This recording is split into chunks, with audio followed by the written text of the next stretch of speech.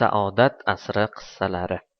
Musulmonlar Badrga yo'l olishganiga balolariga giriftor bo'lsin va bittasi ham qaytmasin degan orzuda bo'lgan yahudiylar mo'minlarni tushlarida ko'rganda ham toqat qilib bo'lmaydigan darajadagi zafar bilan qaytishganini hech hazm qila olmayotgan edilar.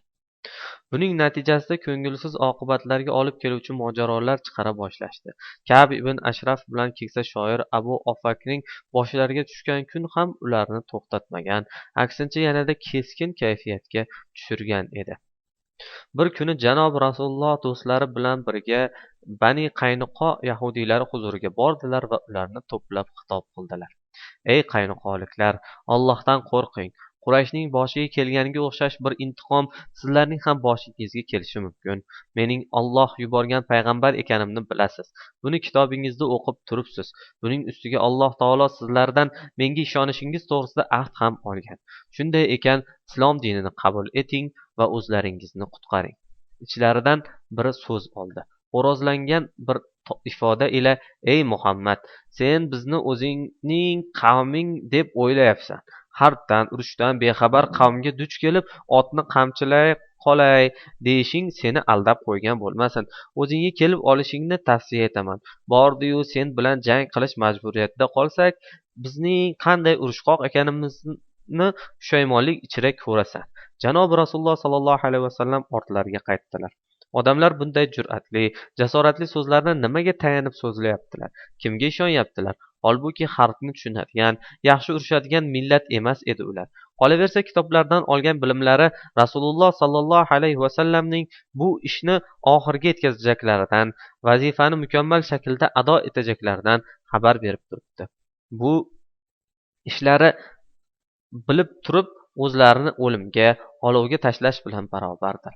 Payg'ambar janobimiz sallallohu alayhi vasallam Madinaga qaytib kelganlarida Jabroil Amin ham u zotga tabliq etish uchun Alloh taoloning ushbu farmonini keltirgan edi.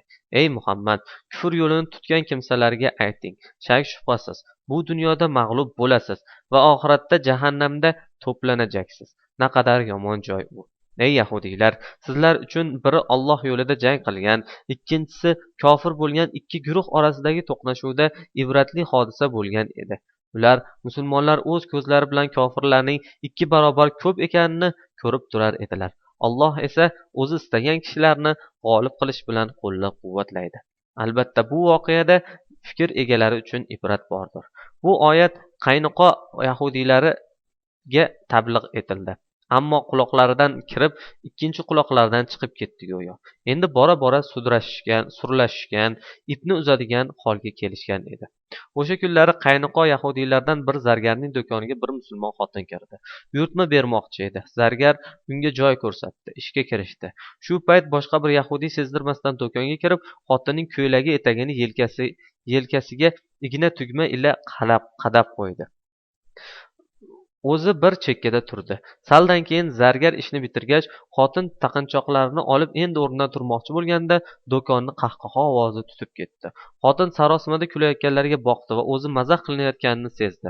Nomus kuchidan baqirib, yahudiylarni so'ka boshladi.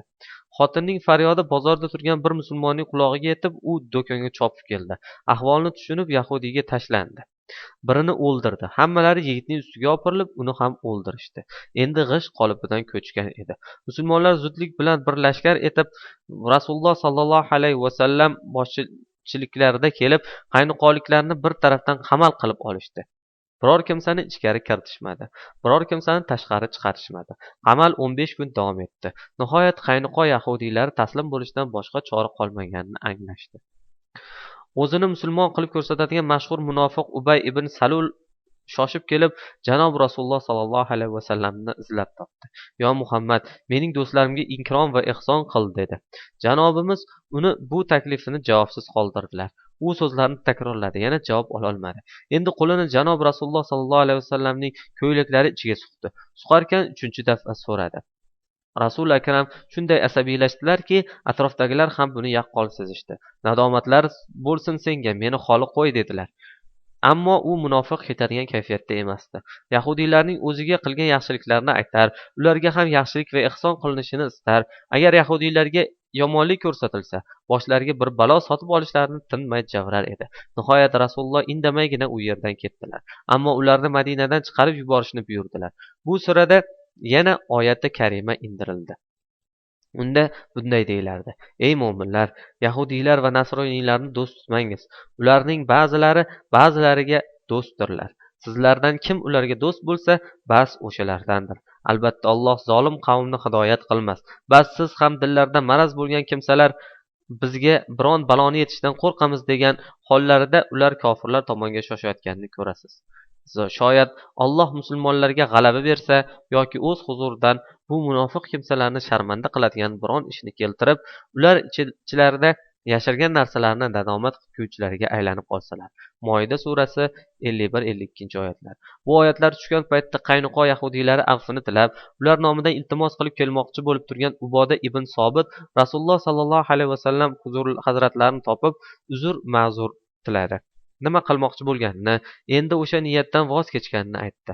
Orada yahudiylardan bir necha kishi kelib, Abu Uboda huzuriga kelib, sen bizning ittifoqchimiz eding, bizga bugun yordam bermasang qachon yordaming tegadi deyishdi. Uboda ularga yaqinda tushgan oyatlarni o'qib berdi.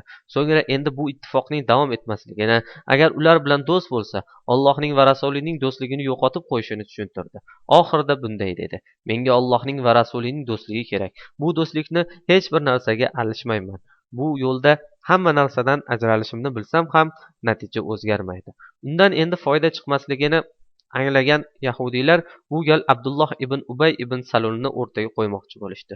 Tushgan oyatlar bilan u ancha hisoblashib o'tirmasdi. Uboda ham shu damgacha yahudiylarga ittifoqdosh bo'lib kelgani tufayli bir kun emas bir kun boshiga balo tushishi mumkinligidan qo'rquvda kechalari uyqusi qochib chiqsa, ibn Ubay yahudiylarni qanday qutqarish dardiga mubtalo bo'lib, fikr zikri shu bilan band edi. Qalbi avvaldan ular bilan bir va doimo bir bo'lib qolajak. Hech qachon musulmonlarga nisbatan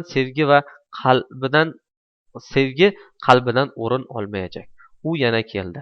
Yana Rasululloh sallallohu alayhi vasallamni rohatsiz etajak, yahudiylarni Madinada qoldirish choralarini axtarajak. Janobimiz o'tirgan uyning eshigida Uvaym ibn Saidaga duch keldi. Yo'l bo'lsin, ey ibn Salul, so'radi Uvaym undan. Muhammadda gapim bor edi. Bu gal u zotni bezovta qilishingga ruxsat bermayman, ey ibn Salul. Vaqt borida g'azabimni qo'zg'otmasdan ket bu yerdan. Uning jahli chiqdi. Ibn Ubaydek bir odamga bunday muomala qilishga kimning haddi sig'adi? G'azabli nigoh tashladi.